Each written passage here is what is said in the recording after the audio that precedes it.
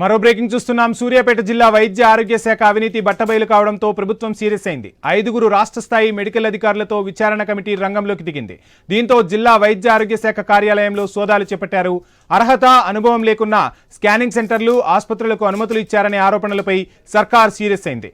మామూళ్లు తీసుకుంటూ అవినీతిని ప్రోత్సహిస్తున్నారనే ఆరోపణల నేపథ్యంలో వైద్యాధికారులపై ప్రభుత్వం చర్యలకు సన్నద్ధమవుతోంది.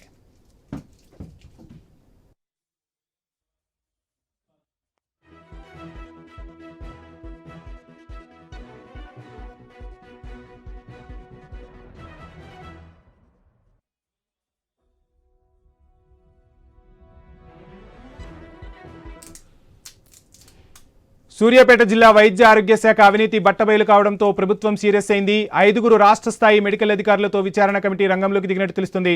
ఇదే అంశానికి సంబంధించి ఫుల్ డీటెయిల్స్ మా ప్రతినిధి కిరణ్ అందిస్తారు. కిరణ్,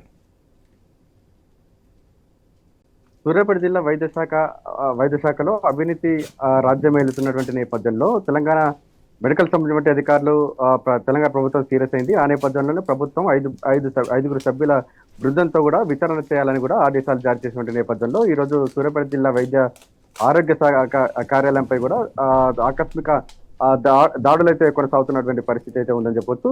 జిల్లా డిఎంఏతో కోటంచెలపై గత కొద్ది రోజులుగా అవినీతి ఆరోపణలు వస్తున్నటువంటి నేపథ్యంలో ఈ దాడులు అయితే కొనసాగుతున్నాయి. ప్రస్తుతం అయితే ఆయనకు సంబంధించిన అవినీతిపై కూడా విచారణ అయితే జరుగుతూ ఉంది. అయితే ఇటీవల తెలంగాణ మెడికల్ కౌన్సిల్ బృందం పలు నిబంధనల విరుద్ధంగా నడుస్తున్నటువంటి స్కానింగ్ సెంటర్లు కావచ్చు, ఆసుపత్రులపై కొరడ జులిపించింది. ఆ నేపథ్యంలోనే ఓ స్కానింగ్ సెంటర్ ను కూడా సీజ్ చేయాలని కూడా డిఎంహెచ్ఓ ఆదేశాలు జారీ చేసింది. కానీ డిఎంహెచ్ఓ ఆ స్కానింగ్ సెంటర్ పై ఎటువంటి చర్యలు తీసుకోకుండా కేవలం షోకాజ్ నోటీసులతోనే సరిపెట్టారు. ఆ తర్వాత కొన్ని రాజకీయ అంటే కొన్ని హైట్ డ్రామాల మధ్య కూడా స్కానింగ్ సెంటర్ కూడా సీజ్ అయింది. అయితే ఆ స్కానింగ్ సెంటర్ సంబంధించి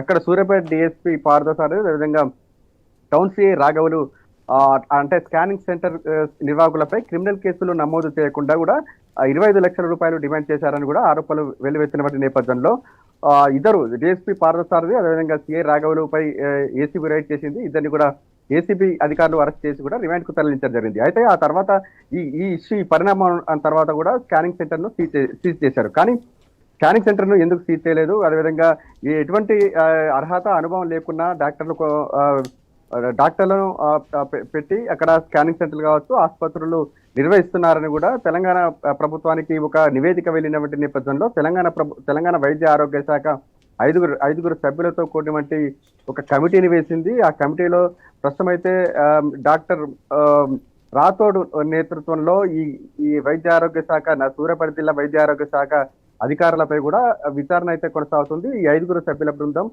పలు రికార్డులను కూడా స్వాధీనం చేసుకొని తనిఖీ చేస్తా ఉన్నటువంటి పరిస్థితి అయితే ఉంది. కొన్ని అనుభవం లేకున్నా కూడా స్కానింగ్ సెంటర్ కావచ్చు, ఆసుపత్రులు నిర్వహిస్తున్నారు.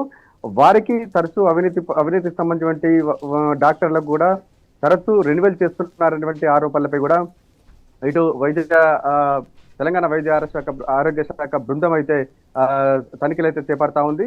ఇప్పటివరకు కూడా డిఎంహెచ్ఓ కోటాచలం విధులు నిర్వహిస్తున్నప్పటి నుంచి ఎంతమంది అంటే ఎన్ని హాస్పిటళ్లకు అనుమతులు ఇచ్చారు, ఎన్ని స్కానింగ్ సెంటర్లకు అనుమతులు ఇచ్చారు, ఏ విధంగా ఇచ్చారు, వారు ఎటువంటి ఆధారాలు సబ్మిట్ చేశారనేది దాదాపు 2 గంటలకు కూడా ఈ తనిఖీలు చేపడతా ఉన్నారు. మరి ఈ తనిఖీల్లో ఎటువంటి వాస్తవాలు బయటపెడతారని చూడాలి. Right, thank you Kiran.